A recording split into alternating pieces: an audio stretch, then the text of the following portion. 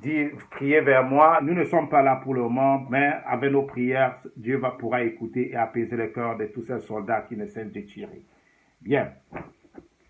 Donc, pour continuer dans le sujet, dans le thème d'aujourd'hui qui est l'offrande, la dîme, la puissance qui se trouve derrière les offrandes et la dîme. Pourquoi ce sujet aujourd'hui? Nous nous rendons compte souvent qu'à l'église, il y a beaucoup de fidèles qui se plaignent. Pourquoi? De temps en temps, quand je vais dans telle église, quand je vais ici, tout ce qu'on prête, c'est sur l'argent. L'argent, l'argent, l'or, l'argent, l'or. Dans ce biftet-là, et on cherche à savoir, est-ce que c'est biblique? Comment on fait pour retirer ce mot d'or et l'argent dans la bouche des prédicateurs?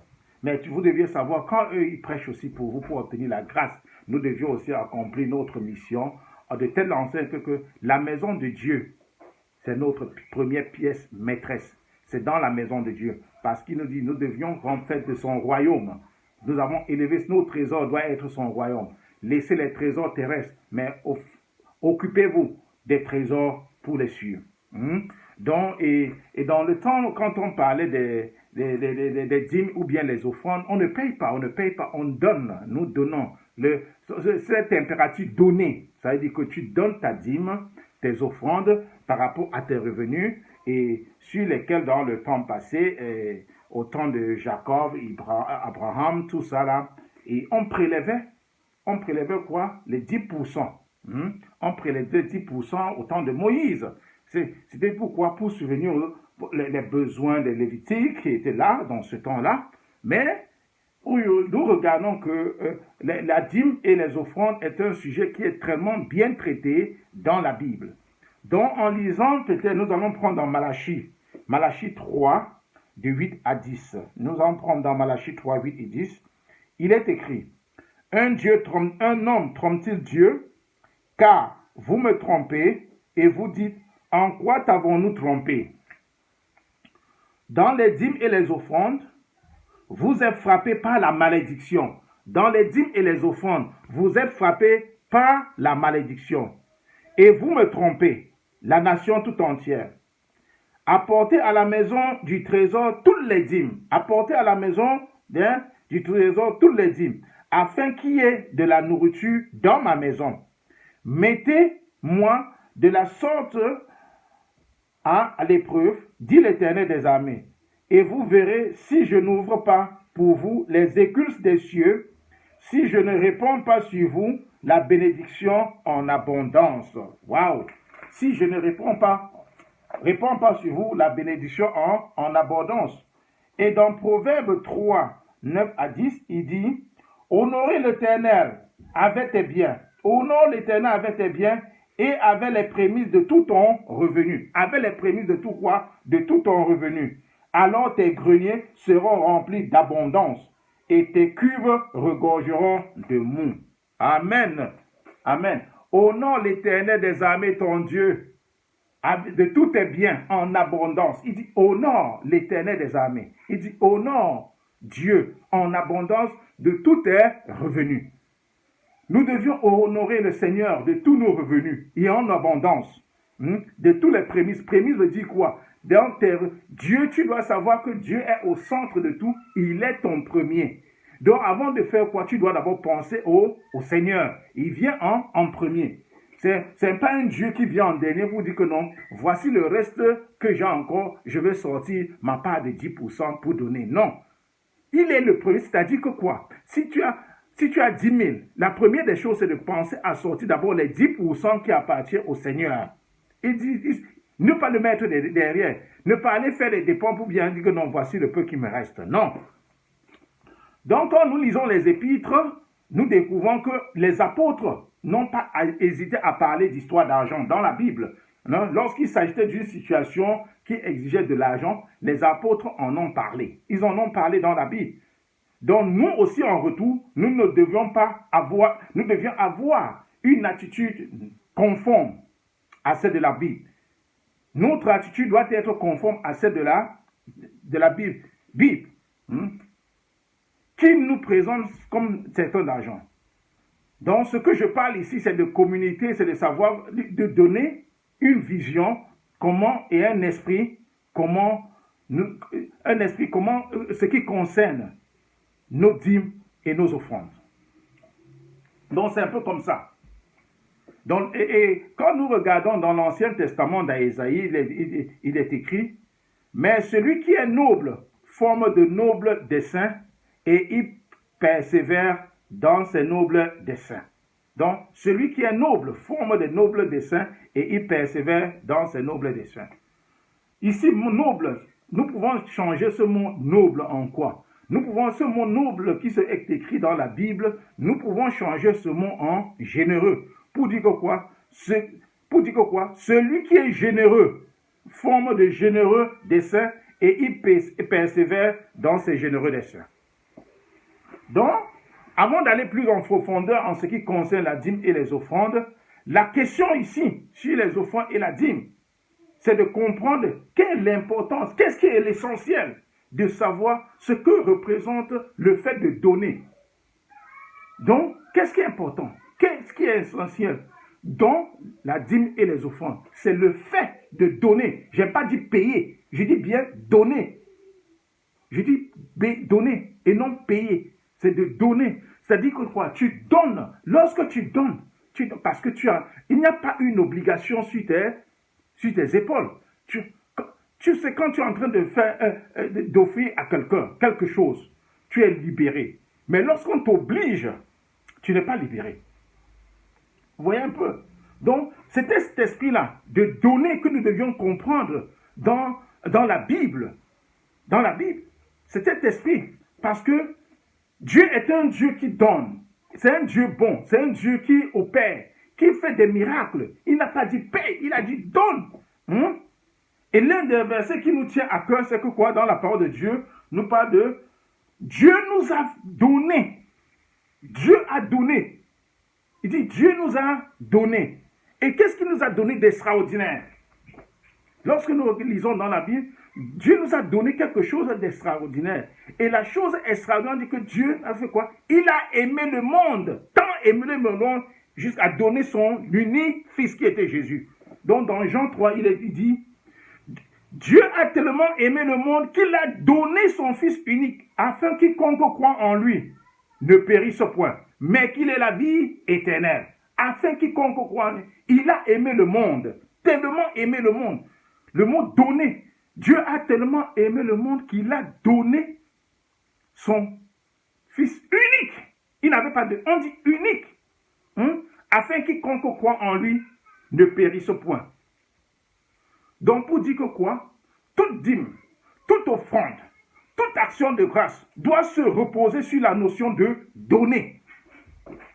Donc tout ce que tu dois faire pour le Seigneur revient sur la notion de donner. Donc, et la Bible nous parle d'un processus spirituel, comment donner. Donc, et pour le Seigneur, ce qui compte d'abord en premier, c'est la manière. C'est la manière dont nous donnons. La manière dont nous donnons n'exclut pas ce que nous donnons. Parce que les gens donnent par rapport à leurs revenus. Mais c'est la manière. Est-ce que je donne au Seigneur parce que je suis content? Est-ce que je donne au Seigneur parce qu'il est le premier? Les prémices. Est-ce que je donne au Seigneur? Est-ce que le Seigneur vient en dernier? Au milieu ou en premier? C'est la manière. Voilà ce qui intéresse Dieu. Donc, la manière que nous donnons. Donc, que ce soit les offrandes, la dîme, les actions de grâce, donc la notion de donner. Ne viens pas dire, oh, la sœur Nina m'a dit, comme tu vois là, c'est obligé que tu vas faire. Ou bien le frère Guy a dit, oh, c'est comme ça. Non. Il faut que ça vienne du cœur. La dîme doit venir du cœur. Les offrandes doivent venir du cœur. Tu sais que tu es en train de remplir ton devoir de chrétien parce que la Bible nous enseigne cela. Nous devions donner. Je veux dire, donnez ce que je vous ai donné. Donc, le Seigneur nous lance ici un appel concernant l'acte de donner. Il nous lance un appel concernant l'acte de donner.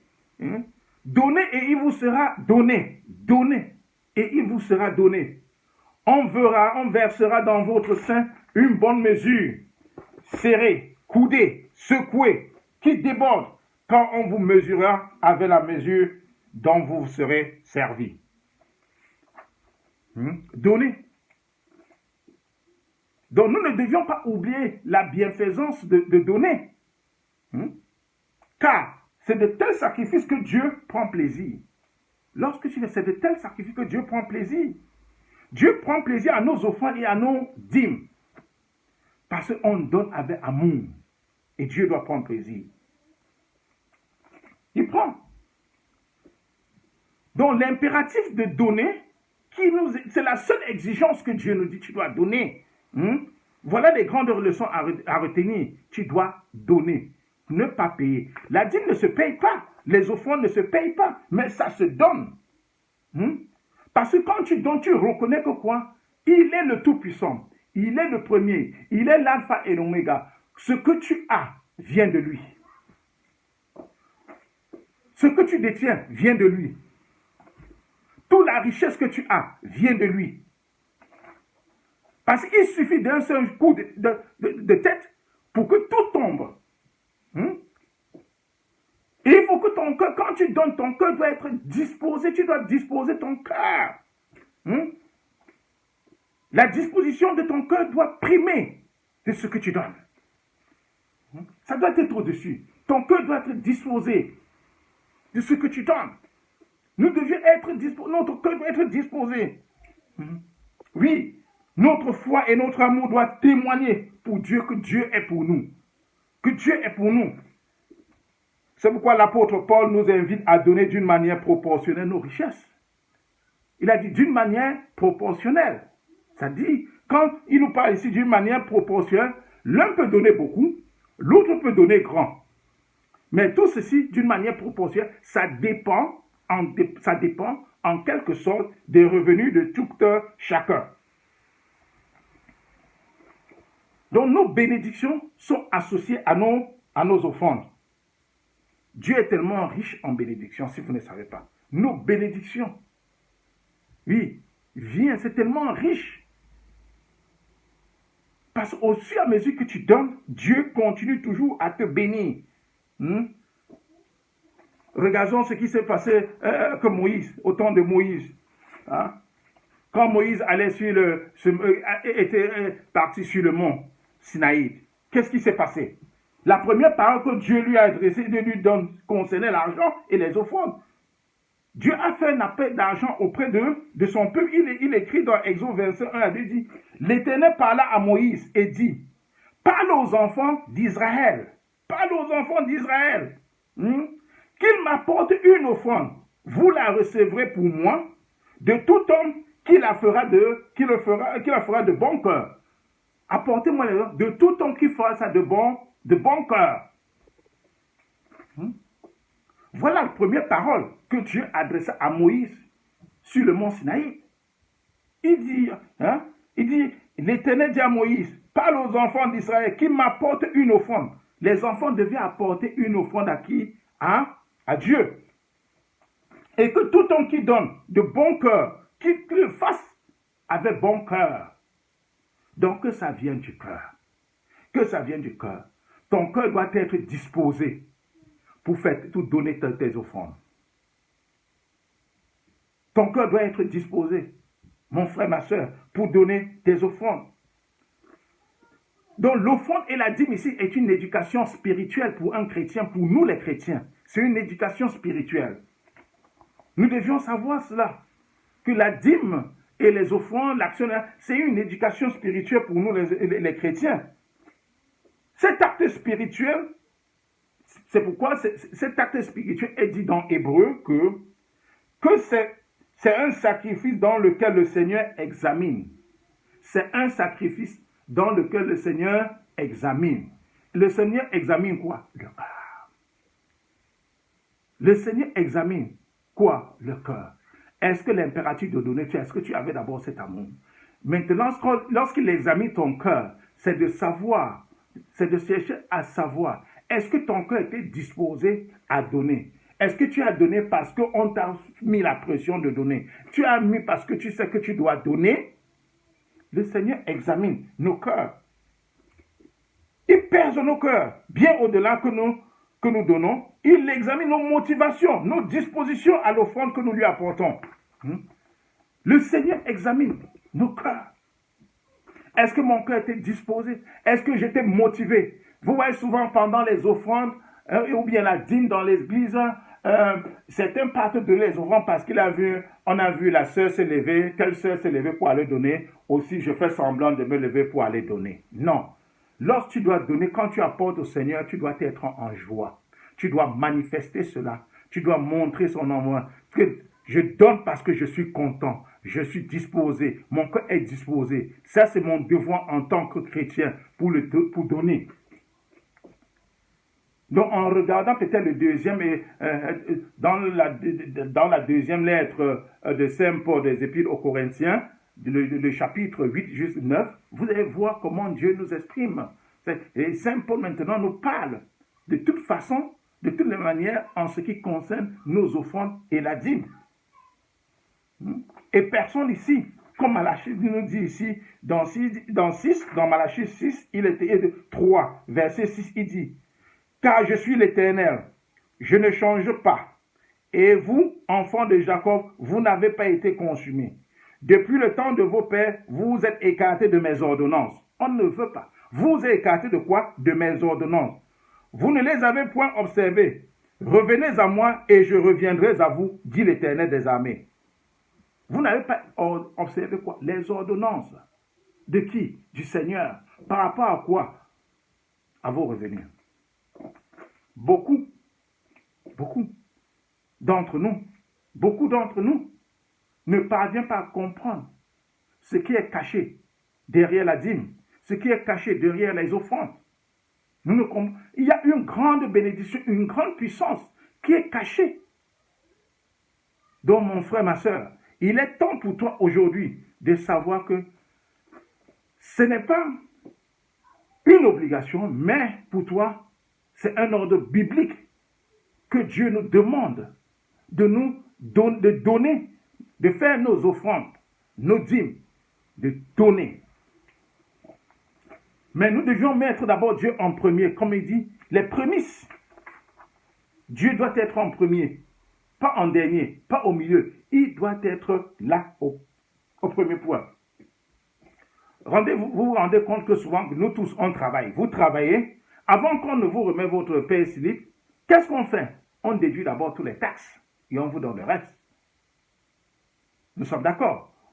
Si vous regardez dans cette perspective, en disant que voici mon revenu et que moi, Dieu me demande de lui donner les 1/10. Alors, 1/10, ce n'est pas parce que tu touches le salaire tous les jours, ça peut être dans n'importe quelle affaire. Ceux qui n'ont pas le salaire mensuel, qu'est-ce qu'ils font? Ils peuvent être bénis par un passant, on lui donne peut-être 2000. Les 2000 là, les 1/10 reviennent à 200 francs. Voilà les 200 sont revenus. Donc nous ne devions pas oublier qu'il est important. Ce qui est important pour nous. Nous ne devions pas oublier cela.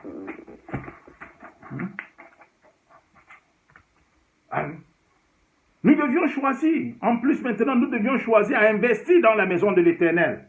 Nous devions investir dans la maison de l'Éternel. Les œuvres de l'Éternel. Et non dans les valeurs terrestres. Nous devions investir dans les œuvres du Seigneur. En tant qu'un chrétien, en tant qu'un fidèle, même dans l'église où tu dois investir. Il y a des moments où nous sommes à l'église, on se plaint souvent tantôt, il fait très chaud, il fait trop froid, parce qu'on a besoin de ceci, on a besoin de cela. Soit ça fait de tels bruits comme ceci, mais nous n'apportons pas l'offrande. Tu peux offrir. Ce qui manque là, comme j'ai constaté qu'il y a ceci, dans notre église, dans notre assemblée, il n'y en a pas assez de bancs. Cette année, j'offre 3 bancs. Il n'y a pas de lumière, j'offre 4 ampoules. Le fait d'offrir, il dit, investir dans l'œuvre du Seigneur et non dans des valeurs terrestres. Investir. Vous vous rendez compte que ici dans notre communauté, ou bien dans le dehors, les gens préfèrent investir dans des œuvres terrestres. Si ce n'est pas qu'on parle dans des, des conseils où les gens veulent se faire voir. Les gens veulent se faire voir en oubliant que le Seigneur qui les a donnés. Mais lorsqu'ils partent à l'église, c'est des critiques. Oh, le banc est pourri. Il faut tel genre de fauteuil. Le micro ne donne pas. Les baffles, ça sonne trop haut, autrement là-dedans. Il fait très chaud. Dieu nous demande d'investir dans l'œuvre du Seigneur. Donc le Seigneur nous appelle à l'investissement dans son œuvre. C'est pourquoi il se dit dans Matthieu, ne vous amassez pas des trésors sur la terre, où la teigne et la rouille détruisent, et où les voleurs percent et dérobent, mais amassez-vous des trésors dans le ciel, où la teigne et la rouille ne détruisent point, et où les voleurs ne percent, et où les voleurs ne percent ni dérobent. Car là où est ton trésor, là aussi sera ton cœur. Là où est ton trésor, là aussi sera ton cœur. Il dit, ne vous amassez pas des trésors sur la terre, parce que la rouille, ça va détruire. Les voleurs vont percer, oui. Il y a des moments où nous disons, vous comprenez le discours de part et d'autre dans les communes. J'ai un immeuble de 500 niveaux, j'ai ceci, j'ai acheté cela. Ne vous amassez pas de trésors terrestres, parce que ça là, tout est vanité, ce n'est que terre. La rouille va de haut. Les bandits vont chercher à casser. Mais le produit de Dieu, ton investissement dans les œuvres de l'Éternel sera protégé à jamais. Parce qu'il dit, là où il y a ton trésor, là sera aussi ton cœur. Ici, qu'est-ce que cela veut dire dans ce verset? Jésus nous invite avec nos biens matériels. Ici, Jésus nous invite avec nos biens matériels, avec notre argent, à investir dans son royaume et à constituer un trésor dans son royaume. Il nous invite à investir dans son royaume. C'est quoi? C'est dans son église et au ciel. Nous devions investir dans le royaume de Dieu. Nous devions investir dans les œuvres du Seigneur et oublier les œuvres terrestres. Les œuvres du Seigneur doivent être notre première préoccupation. Dans les chapitres 8 et 9, dans les secondes lettres de Saint Paul apôtre aux Corinthiens, sont consacrés sur l'argent et les offrandes. Alors, et comment et combien donner? Comment et combien donner? Ça, c'est une question. Une autre question. Comment et combien nous allons donner? Oui. C'est une question que les gens se posent de temps en temps. Je veux donner comment et combien? Mais la réponse a été donnée. Ton cœur doit être disposé. Ton cœur doit être disposé. Tu dois être content de ce que tu donnes au Seigneur. Parce qu'il dit, celui qui sème, sachez que celui qui sème peu, moissonnera peu. Celui qui sème en abondance, moissonnera en abondance. Waouh! Waouh! J'aime trop ce passage. Dans 2 Corinthiens 9, verset 6. Sachez que celui qui sème peu, moissonnera peu. Et celui qui sème abondamment, moissonnera abondamment. Mais tout à fait normal. Si tu as un champ de 1 hectare, tu sèmes partout, tu dois récolter beaucoup. Mais si tu as un champ de 500 mètres carrés, tu sèmes petit, tu vas récolter petit. Donc, en quelque sorte, tu dois, ton offrande, ta dîme, doit être proportionnelle à ton revenu. C'est en quelque sorte cela. Donc la Bible ici nous renvoie donc à notre foi, à notre générosité et à notre cœur. La Bible nous renvoie ici pour notre générosité, pour notre cœur, et savoir si vous s'aimez d'une manière spirituelle, vous récolterez d'une manière spirituelle. Donc si vous s'aimez tellement d'une manière spirituelle, nous allons récolter aussi d'une manière spirituelle. Quelque chose encore à tirer sur ça, dans la l'offrande et la dîme. c'est quoi? Ne jamais donner contre son propre cœur. Ne pas donner contre son cœur. Ne pas donner contre son gré. Lorsque tu veux donner, il faut donner. Ne donne pas parce que tu es sous obligation, parce que tu es forcé.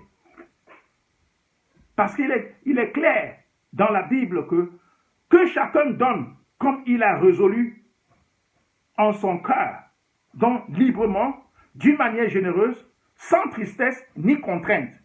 Car Dieu aime celui qui donne avec joie. Waouh! Moi, quand je vais à l'église, quand je veux donner, si on les chante, il n'y a pas une musique, je veux danser même pour rien, quand je veux faire mes offrandes. Ne donne pas contre ton cœur. Il faudrait que ton cœur soit disposé quand tu veux donner. Que chacun donne comme il a résolu son cœur, en son cœur. Donc si ton cœur dit de donner, donne. Mais il va falloir que ton cœur soit libre, que ton cœur soit généreux, qu'il ne soit pas dans la tristesse, ni dans la contrainte. Car Dieu voudrait que tu viennes lui donner avec joie. Tu donnes, tu danses, tu danses. J'ai donné avec joie, avec amour. Oui. Donner une offrande, une dîme, sans joie, sans contre, sans joie. Par contre, ne fera pas plaisir au Seigneur. Donc si ta dîme ou bien tes offrandes, tes actions de grâce, lorsque ça ne manifeste pas de ton propre cœur, ça ne fera pas plaisir au Seigneur. Le Seigneur a besoin de voir celui-là qui vient présenter sa dîme avec joie, avec gaieté, avec amour, que son cœur était disposé à donner, qu'il n'était pas sous une obligation. Donc, sur ce plan, il faut comprendre la parole que Jésus a adressée aux pharisiens. Il dit, parce que vous avez payé la dîme de la menthe, de l'ânette et du cumin, et que vous laissez ce qui est plus important dans la loi, la justice, la miséricorde et la fidélité. Ouais. Puis, donc nous devions comprendre que l'important ici, pour nous, selon la parole de Dieu, c'est quoi? C'est la justice, la miséricorde et la fidélité. Nous devions être justes. Justes, comment? De ce que nous apportons dans la maison de Dieu. La miséricorde et la fidélité. Ça doit être la fidélité quoi? C'est un acte qui doit être continu par rapport à tes revenus. Voilà ce que Dieu nous invite à considérer. La justice, la miséricorde et la fidélité. Un chrétien doit être juste, rester fidèle, miséricordieux.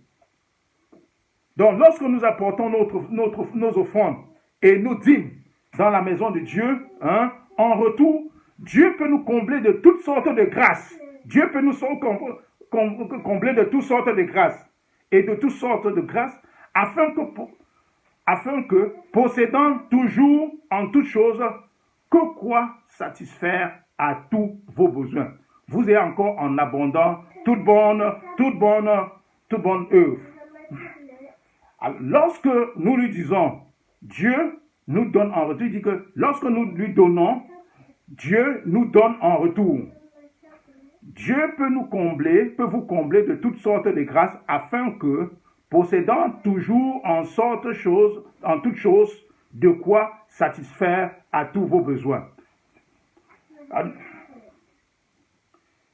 Lorsque nous donnons, il nous donne en retour. Et Dieu peut vous combler de toutes sortes de grâces, afin que possédant toujours en toutes choses de quoi satisfaire à tous vos besoins, vous ayez encore en abondance pour toute bonne œuvre. Yeah. Oui, quand tu commences à s'aimer pour le royaume de Dieu, tu rentres dans le projet multiplicateur de Dieu, ici. Donc quand tu commences déjà à s'aimer dans le royaume de Dieu, tu entres ici dans le projet multiplicateur de Dieu. Parce que quoi? Celui qui sème dans le royaume de Dieu, ses biens sont multipliés en abondance. Amen. Celui qui sème dans le royaume de Dieu, ses biens sont multipliés en abondance. Donc nous devons construire dans la maison de l'Éternel. Nous devions rendre le royaume de Dieu plus grand. Donc nous devions aussi comprendre aussi que donner doit être un sacrifice. Enfin, nous devions comprendre que donner aussi doit être, c'est un sacrifice. Nous devions nous sacrifier à un certain moment. Il y a des moments dit, ouais, je ne donne pas parce que je n'en ai pas. Je ne parviens pas à manger. Je ne parviens pas à faire ceci. Je n'ai pas de moyens pour donner. Non. Nous devions nous sacrifier à un certain moment. Nous devions nous sacrifier. Nous devions comprendre que donner, faire la dîme et l'offrande, c'est à un certain moment, nous devions nous sacrifier. Donc ceci me rappelle l'histoire de la pauvre veuve. L'histoire de la pauvre veuve où nous lisons dans Marc 12, 41 à 44, il dit, Jésus s'étant assis vis-à-vis du tronc, regardait comment la foule y mettait de l'argent. Il était assis, voyait comment la foule mettait de l'argent. Plusieurs riches mettaient beaucoup. Il vint aussi une pauvre veuve et elle y mit 2 pièces d'argent. Je dis 2 pièces, faisant le quart d'un seau. Alors Jésus ayant appelé ses disciples et leur dit, je vous le dis en vérité, cette pauvre veuve a donné plus qu'aucun de ceux qui ont mis dans le tronc. Car tous ont mis de leur superflu, mais elle a mis de son nécessaire, tout ce qu'elle possédait, tout ce qu'elle avait pour vivre. L'histoire de la veuve. Donc les gens venaient donner. Pendant ce temps, quand Jésus était assis sur le trône et que les gens faisaient les offrandes, ils donnaient leurs offrandes, leurs dîmes, ils donnaient plutôt, n'est-ce pas, le bénéfice qu'ils avaient. Mais la pauvre s'est levée, elle n'avait que 2 pièces d'argent, et voilà tout ce qu'elle a donné. Pour rester affamée, Jésus a dit, elle a donné plus que tout le monde. Parce que c'était la seule chose qu'elle possédait. Amen. Amen. Si tu es content, voilà la seule chose que la pauvre possédait. La même chose revient à dire que quoi? Où il est écrit, Dieu a tellement aimé le monde qu'il a donné son unique fils. Vous nous sauvez, et que quiconque croit en lui vivra éternellement. Cette pauvre a donné, c'était tout ce qu'elle possédait. Les 2 pièces d'argent. Donc, bien aimé, à travers cet exemple de cette veuve, l'exemple de cette veuve, Dieu est en train de nous mettre au défi. L'exemple de cette veuve nous met au défi en tant que chrétiens, qui à un certain moment, nous devions aussi nous sacrifier. Ne pas attendre toujours beaucoup pour donner pour le Seigneur. Ne pas avoir en abondance avant de penser au Seigneur. Dieu nous met ici vraiment à un défi. Donc pour en conclure, mes bien-aimés, l'offrande, la dîme, ou bien l'action de grâce, le fait de donner n'a rien à voir avec nos richesses. L'important de savoir, c'est que celui qui est fidèle dans les moindres choses, l'est aussi dans les grandes. Et celui qui est injuste dans les moindres choses, l'est aussi dans les grandes. Donc, si tu es fidèle dans les grandes choses, si tu es injuste dans les moindres choses, tu seras aussi dans les grandes. Donc nous devions retenir, bien aimé, l'histoire de cette veuve qui avait donné tout ce qu'elle possédait. Donc donner ne dépend pas de ce que nous avons, il s'agit de la disposition de notre cœur. Il s'agit d'un sacrifice que nous désirons offrir au Seigneur. Bien aimé, si tu as appris ces paroles, que ton cœur soit disposé ce matin à donner, que son cœur soit disposé à offrir au Seigneur et désire au Seigneur. Car il est écrit, je n'ai pas beaucoup dont je ne peux pas donner. Ne disons pas non plus, si j'avais plus, je donnerais plus. Non. Donne par rapport à ton cœur. Si nous ne sommes pas capables de donner avec le peu que nous avons, nous ne serons pas capables de donner même si nous avons beaucoup. Donc, le peu que tu as, si tu n'es pas capable de donner avec ce peu, même quand tu auras beaucoup, tu ne donneras pas. C'est une question de cœur et non pas de ressources financières. Amen. Donc, le fait de donner ici, la dîme, est une question de cœur et non de ressources financières. Que le Seigneur vous bénisse, qu'il vous comble de grâce, et qu'à partir de ceci, l'Esprit Saint vous conduit, et que nous ayons cet esprit de donner, que notre cœur soit disposé à faire nos offrandes et nos dîmes. La leçon à tirer ici, nous devions investir dans les œuvres du Seigneur. Nous devions investir dans les œuvres du Seigneur. Amen. Soyez bénis.